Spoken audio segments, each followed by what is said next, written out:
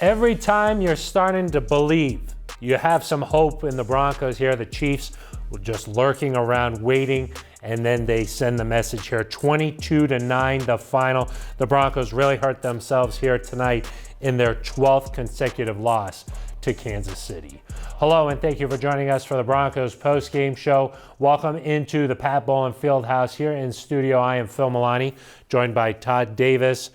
Todd, you were feeling good about this Broncos team heading in, but came back to reality a little bit tonight. Yeah, it definitely felt like this was the time for the Broncos to take back control of the AFC West. It felt like they were picking up momentum right at the right time, and we're really going to make something happen. But unfortunately, that didn't happen tonight. Yeah, the Chiefs now have won their 5th straight game this season. It seems like they're starting to hit their stride a little bit. Let's show you how things unfolded in this one as the Broncos fell 22-9 to the Chiefs. It was a rough start. The Chiefs' first drive, Patrick Mahomes doing it with his legs, a 10-yard touchdown. The Chiefs added a field goal, jumped out to a 10-0 lead. Pretty much the worst start possible for the Broncos, but then they settled down a little bit. 36 yards here to Jerry Jeudy. That led to a field goal. And then it's the same score in the second. The Broncos went on a massive drive. 20 plays, took more than 11 minutes off the clock. Todd, here they go for 4th and 7. Yeah, they took a big shot. I was really surprised that they went for 4th and 7. But it paid off. They got it, and they kept the ball rolling. Yeah, Cortland Sutton on a little slant there. Kept the drive going, but it ended on downs. Javonte Williams, a tremendous game, but couldn't get it here. It was the longest drive for the Broncos since at least 2001. It's the same score in the third. Pat Surtain the second. His 4th interception, Todd. He's really been feeling it recently. Yeah, that's one thing about turnovers in this league. They come in bunches. So he had 2 last game, had another one this game. I'm excited for him to have a couple more. Yeah, his 4th interception this season, tied for 3rd most by a Broncos rookie. Sometimes the bounces just go your way, but for the Broncos, they made their own mistakes, Todd. Bridgewater here just doesn't see Thornhill. It's his first pick in 157 passes for Teddy. A little bit later, it's Deontay Spencer. He can't field the punt. Caden Stearns blocked into him. Todd, you said that's kind of what you're taught as a special teamer. For sure. As a gunner, those are the guys who run down and try to tackle the punt returner first. They're taught if you're being blocked and somebody signals for a fair catch, or you're getting close to the returner, to block their own man into the returner, because that's 100% legal. If the Kansas City Chiefs player had touched him first, that would have been a penalty. But because our own Bronco player got blocked into him, it's 100% legal, and the Chiefs got the ball. They got the ball back. It was leading to field goals. The Broncos defense doing a tremendous job tonight, but this one was the backbreaker. Daniel Sorensen, a pick 6 here. Teddy tried to make the tackle on this one. Sorensen had a pick 6 last year on Drew Lock. Seems like he plays his best against the Broncos. Yeah, he had another pick 6 last year. And it's tough because that's a pick on Teddy's stat sheet, but there's not much you can do about tips and overthrows. When the ball gets tipped to the line of scrimmage, you really have no control over where it's going to go, and they came away with a pick on that one. Broncos just not quite clicking on offense tonight. 22-9 the final. Let's go out to Arrowhead Stadium and check in with Eric Dalala. Yeah, Phil, a tough one here at Arrowhead. I think it all turned there toward the end of the first half. The Broncos have a 20-play drive. They're not able to score. That felt like a turning point to me. Ultimately, the offense just didn't do enough. And then they just turned the ball over too many times. 2 picks by Teddy Bridgewater. The second one, a pick 6 from Daniel Sorensen. And, the defense played pretty well, I thought. They held Patrick Mahomes in check, completed around 50% of his passes for most of the game. But ultimately, the rest of the game, the Broncos just made those critical errors that we talked about all week. You've got a special teams miscue where someone runs into Deontay Spencer. You've got the interceptions. You're not able to capitalize on that long drive. Against the Chiefs in Arrowhead, when you're trying to go to first place, you've got to make those plays. The Broncos couldn't do it. Thank you very much, Eric. The turnovers here, Todd, just killed the Broncos. Coming into this one, you thought, okay, steady Teddy. He's not going to turn the ball over. The Broncos going to have a chance in this one, but it ended up being the difference here tonight. Yeah, anytime you look at a football game, the biggest difference in the game versus the winner and the loser is the turnover margin. I know that for a lot of coaches, that's one of the keys to victory. If we can protect the ball and get a couple takeaways, we have like a high percentage chance to win the game. So tonight they weren't able to do it. So hopefully they get that back under control and can take care of the football a little better. All week long, the Broncos were saying, okay, we got to score touchdowns. Can't settle for field goals. Saw them go for fourth a bunch on that. And it ended up being field goals, for the Chiefs, building that lead. It seemed like if the Broncos would have just played their normal game, maybe they would have been more in this one, huh? Yeah, I think that sometimes you get caught up in the moment trying to beat the Chiefs for the first time in 11 games. You try to go outside your comfort zone. But they could have kept it very vanilla, took the field goals when they had opportunities to, and I think it would have been a closer game. Sometimes you feel like you got to do a little bit more when you face a team like the Chiefs. Is that true? For sure, because they're a team that is so versatile on offense, and they usually can score so quickly. You feel like you have to do more to get more points on the board when you can. When in reality, this game just came down to field goals and time of possession. Yeah, it really did. Let's hear from Teddy Bridgewater after the game. Obviously, a tough loss tonight. In an environment like this against an opponent like the Chiefs, man, you want to really walk away with the win. You turn the ball over 3 times, give up a touchdown on offense to their defense. So, it's a lot to learn from. Obviously, we moved the ball well in certain areas, certain times in the game. Guys stepped up, made plays. But like I said, man, when you give them opportunities and you don't maximize your opportunities, it's a recipe to get beat. So Teddy Bridgewater obviously disappointed after this one. As Broncos offense, we know that it could play a lot better than it did here tonight. Talking about the defensive side of the ball, though, Todd, it was not the usual suspects for the Chiefs. I mean, Travis Kelce, only 27 yards in this one. Tyreek Hill, 22 yards in this one.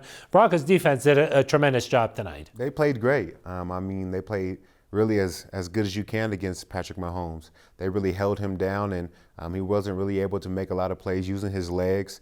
No really deep shots to any of their great wide receivers, so they played a really great game. Yeah, Mahomes finished 15 of 29, 184 yards and an interception. No touchdowns for Mahomes, only 15 completions. But even with that stat line, every once in a while, he's going to get a big play on you. Yeah, on this play right here, the Broncos are running cover 9 is what we used to call it. It's where the outside DBs are man-to-man on anything up and out, and then the linebacker is responsible for anything coming in across the formation or the running back leaking out. And I think Browning lost him a little bit coming across the formation right here. Sometimes, a young linebacker in there, you got so much going on when you're facing the Chiefs. There's just going to be a couple of plays like that, and those led to field goals tonight, not touchdowns. They did, and I think you played a great game outside of these couple of plays that they had mishaps on the defense. But they just played a great game overall, and I look forward to see them continue to get better. But they look like a dominant defense right now. If I told you that Bridgewater had more passing yards than Patrick Mahomes, would you have said, uh-oh, that's not good? Or would you have said Broncos probably win? Yeah, I would have thought the Broncos won. And I probably would have bet all the money I made in the NFL on that bet right there. Just because Patrick Mahomes is such a dominant player, and Teddy's more of a game manager, or he has been. So that would have been a stat that I probably would have bet my life on. Shocking, and especially not Travis Kelce, Tyreek Hill, just not the people we're used to seeing from the Chiefs. Let's head back out to Kansas City. Sidney Jones is standing outside the Broncos locker room. Here with Draymond Jones. Draymond, a tough loss here in Kansas City. What did you guys talk about in the locker room after the game?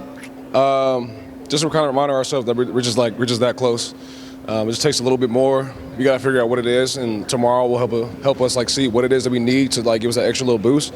But it was just a motivational talk. I mean, we got everything in front of us still. We're still in the hunt. We got to just play better.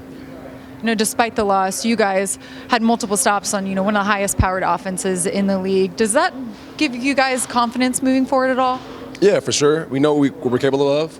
We've been showing it all year. I feel like at times we crack a little bit, but today, I feel like today was probably our most consistent game through and through.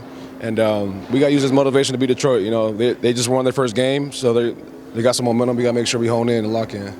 Right. As a team, as a whole, what adjustments do you want to make, moving forward to the next week? The only adjustment we can make is just holding each other accountable. The football's going to come. You got to watch film to see exactly what you need, but we just got to make sure we're on top of each other's heads. Appreciate your time, Draymond. Thanks. Thank you. Thank you very much, Sydney. Back here in studio with Todd Davis.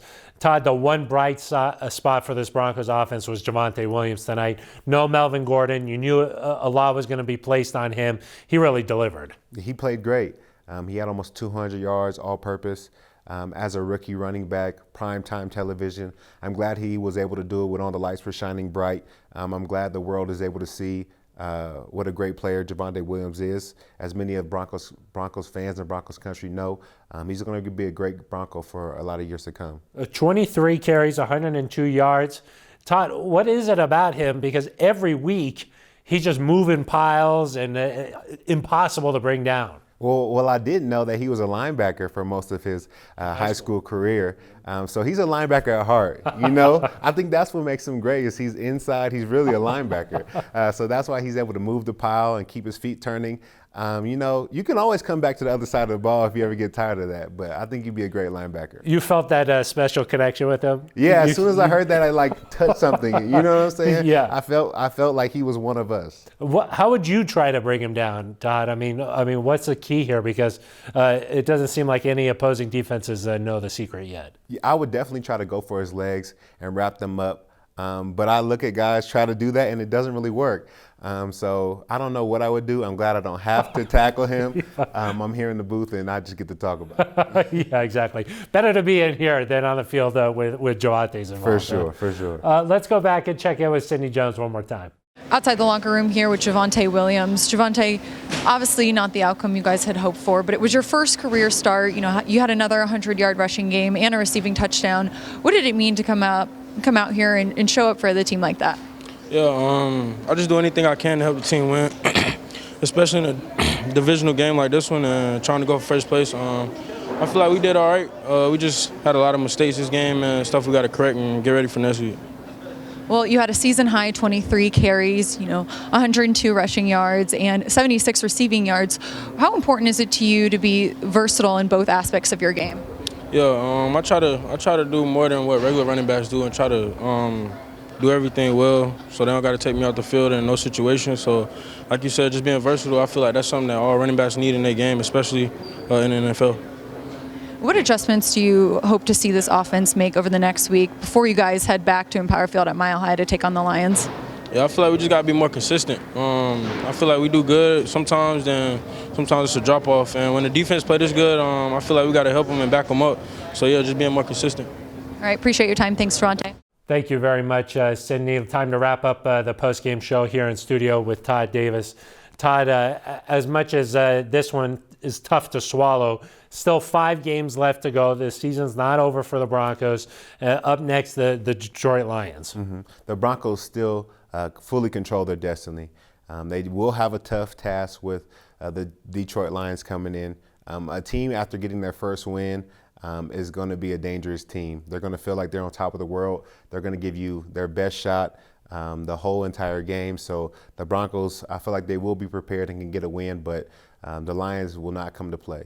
What's the key to trying to put this one behind them? Because it seemed like the build-up for this game, hey, it had been 11 in a row to the Chiefs, first place in the division on the line, and then to suffer a loss like that, how do you put that in the back? I think that they're prepared to handle going through this loss. They went through a losing streak of 4 games, and they were able to, climb out of that and get on the other side to where it felt like they were about to take over the division. So I feel like they're mentally prepared to, stomach this loss and move on to the rest of the season. Yeah, and like we mentioned earlier, we know this Broncos team could play better than this. I mean, there's just something about the Chiefs in Arrowhead that it's like, can't get over it, it seems like, Todd. Yeah, the Chiefs in Arrowhead, it's always a tough place to play. It's loud, it's windy, it's cold. It's definitely not easy to play there. But I think if the Broncos can get them back at home, we'll have a better shot of winning that. Okay, that's the final game of the season, so we'll see maybe a lot on the line for that one. Hoping that there's a lot on the line for that final game. Todd, we are ready to go. I mean, you brought in with the clothes. I did my best with the orange tie. It looks good, man. I was hoping. We were hoping. Yeah, we were. All right, well, the Broncos, their 12th consecutive loss to the Kansas City Chiefs, 22-9, the final here tonight. That's going to do it for us. For Todd Davis, I'm Phil Milani. This has been the Broncos Postgame Show.